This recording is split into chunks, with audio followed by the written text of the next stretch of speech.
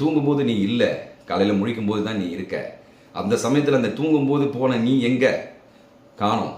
அப்போது அப்படி இருக்கும்பொழுது எதுவுமே உன்னுடைய கட்டுப்பாட்டில் இல்லாத போது நீ தான் கடவுள் இருக்காருன்றதுக்கு சாட்சி. ஒரு மரம் சாட்சி. அந்த விதைக்குள்ள அந்த மரம் எப்படியெல்லாம் வளரணும்னு அந்த விதைக்குள்ள பதியப்பட்டிருக்கு.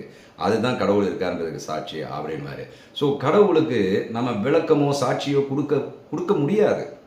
கொடுத்தாலும் அதை புரிஞ்சிக்கவும் முடியாது. அந்த ஒரு காரணத்துக்காக தான் புத்தர் கடவுள் இல்லைன்னு சொல்லாமல் இருக்குன்னு சொல்லாமல் ரெண்டுத்துக்குமே பதில் சொல்லாமல் அதை தவிர்த்தார். நீயா தேடுன ஆசையை விட்டொழி.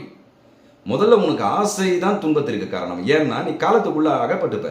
ஒரு ஆசையப்பட்டேன்னா அந்த ஆசை எல்லைகளுக்கு அப்பாற்பட்டு நீ போகணும்னு இருக்கும். ஆனால் அது எல்லைகளுக்கு உட்பட்டு அடங்கி இருந்ததுன்னு வச்சுக்கோங்க, உங்கள் ஆசை அளவில்லாமல் போய் பேராசையாக மாறிடும். இந்த பேராசையாக ஆகும் பொழுது உனக்கு துன்பம் வருகிறது. இந்த துன்பம் வர்றதுனால நீ யாருன்றது உனக்கு தெரியல. நீ யாருன்னு உனக்கு தெரியாதனால கடவுள் உனக்கு தெரியல. ஸோ முதல்ல இதை ஆரம்பி.